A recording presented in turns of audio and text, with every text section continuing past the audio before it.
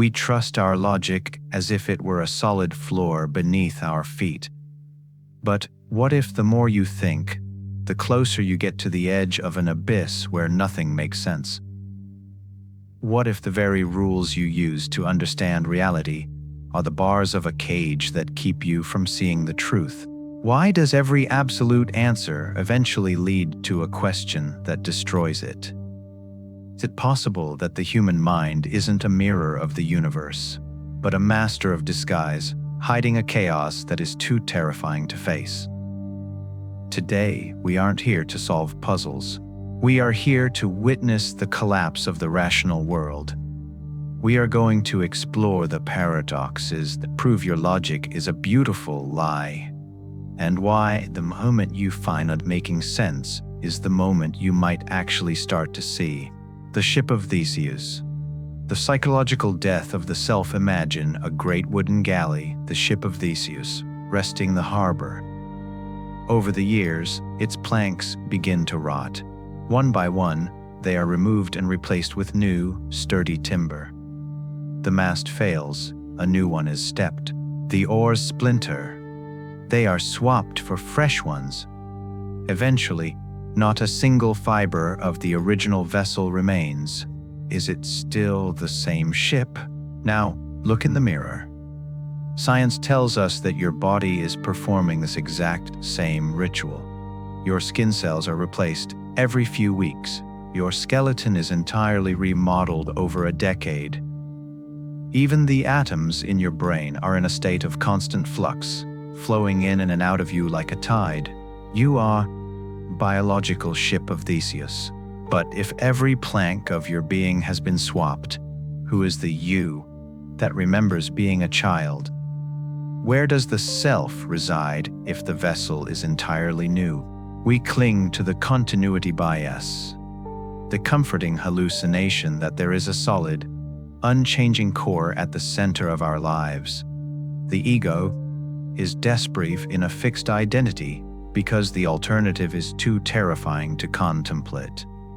To the ego, change is a threat. It builds a fortress of memories, labels, and rigid beliefs to convince itself that it is a permanent monument in a shifting world. But you are not a monument, you are a river.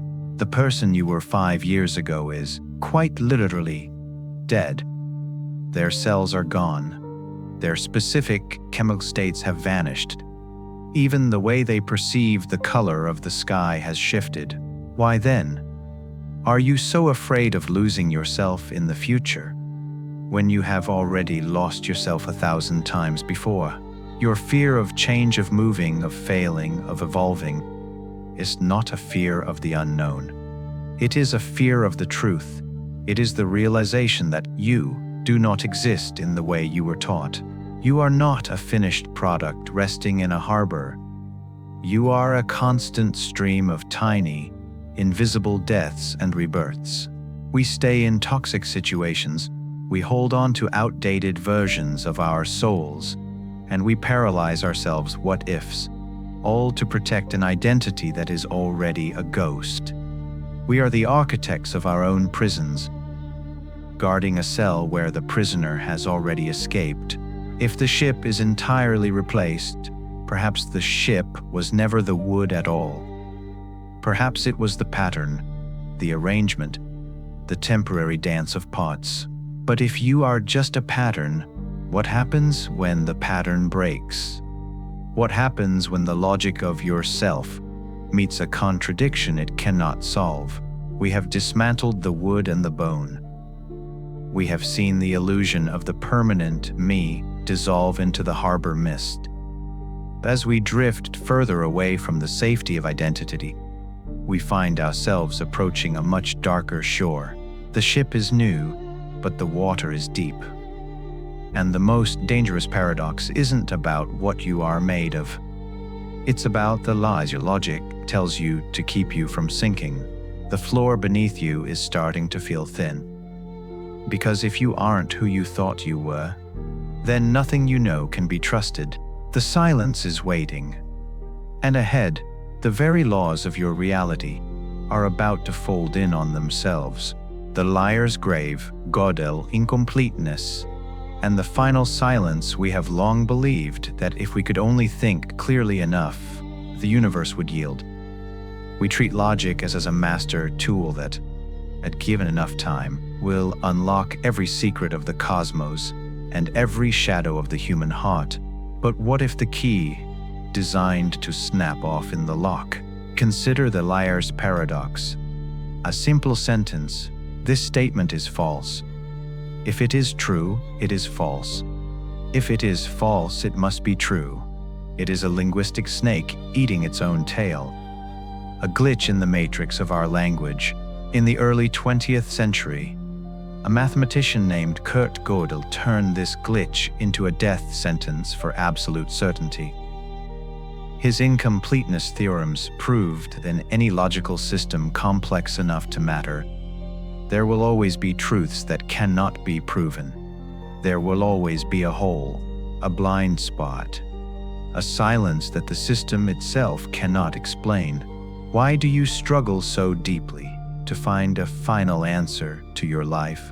Perhaps it is because you are looking for a logical solution to an existential deadlock. We treat meaning as if it were a math problem to be solved. We assume that if we align our careers, our relationships, and our virtues correctly, the equation will finally balance.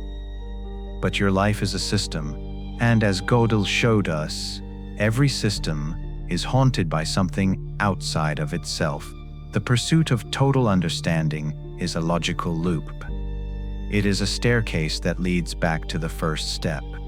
You seek meaning to escape the fear of insignificance. But the more you analyze, the more the self dissolves in the paradoxes we explored before. You are trying to use a map to find the paper it's printed on. This is the liar's grave. It is the place where human reason reaches its limit and collapses. Logic, for all its power, is a finite game. It cannot account for the vast, pulsating, illogical reality of being alive. It cannot explain the weight of a sunset or the terrifying finality of a last breath. Mortality is the ultimate incompleteness. It is the hole in the system that logic refuses to fill. Is it possible that we stay rational only to avoid the silence? Is your need for logic actually a fear of the void? We treat the unknown as an enemy to be conquered. But true wisdom begins when the intellect finally admits defeat. To solve the paradox of life is to stop trying to solve it. It is to accept that logic must eventually die so that something deeper can be born. This is the transition from knowledge to presence. When you stop demanding that the universe makes sense, you are finally free to experience it. You move from being a judge of reality to being a witness to it. You trade the cold comfort, the answer, for the warm, terrifying embrace of the mystery. We have followed the planks of the ship. We have watched the laws of reason crumble in the grave of the liar. We have reached the edge of what can be said with words. But as the echoes of your logic fade away, something else is beginning to stir in the quiet. The system has failed. The map has burned. And for the first time, you are standing exactly where you are supposed to be. The light is dying. The paradox is complete. But behind the silence of the logic, a different kind of light is rising. And the most important part of your journey isn't the truth you found, but the person you became when you realized the truth was a lie. The horizon is shifting, and what lies beyond the silence is what we have been searching for all along.